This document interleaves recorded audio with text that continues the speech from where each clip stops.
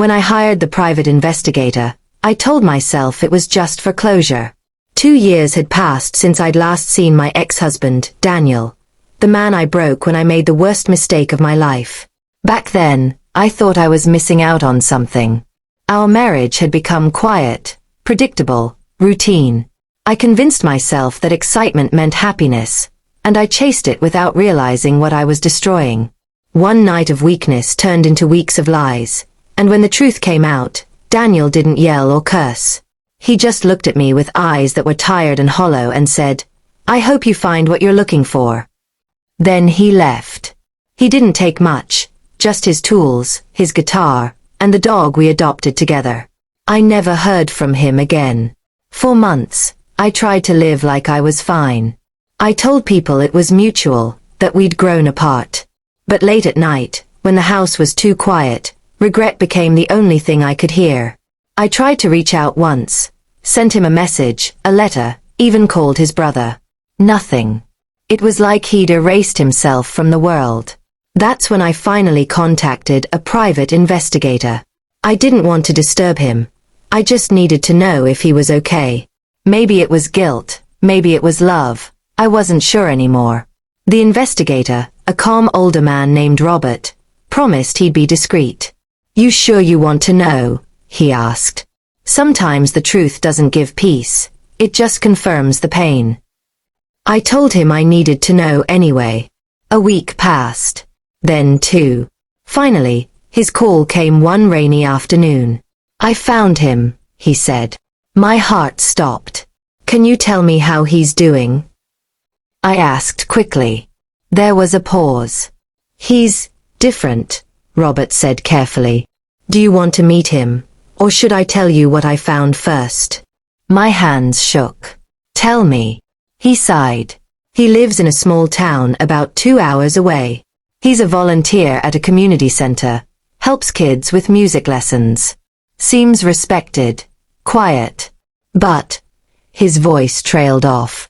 "But what?" I pressed. "He's in a wheelchair," he said softly. My breath caught. "What happened?" "Car accident," he replied. "About a year ago. He was hit by a drunk driver on his way home from a late-night event.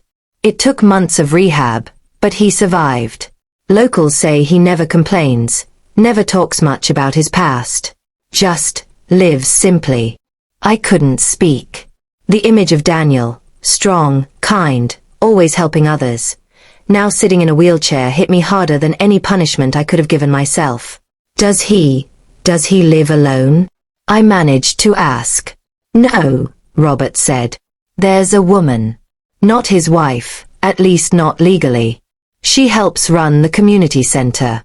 They seem close."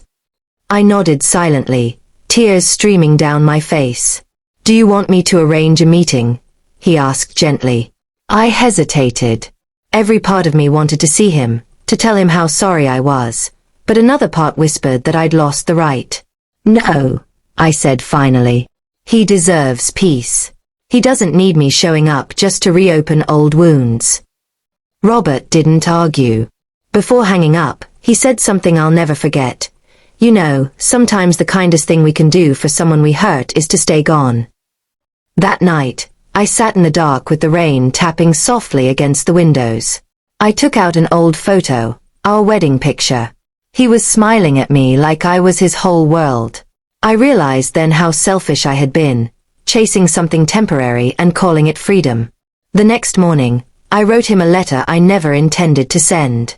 I told him that I knew about his accident, that I was sorry, not for losing him, but for breaking someone who only ever wanted to love me right. I ended it with, "You were always the better part of my story, even if I was the one who ruined the ending."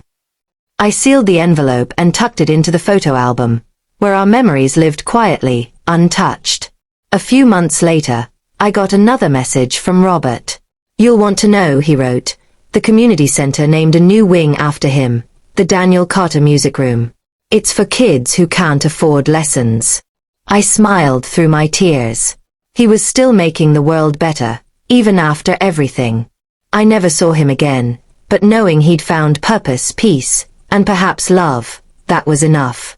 Because sometimes forgiveness doesn't come in words or reunions. Sometimes it comes from watching someone you broke rebuild themselves stronger than you ever were. And that realization, that's what finally broke me.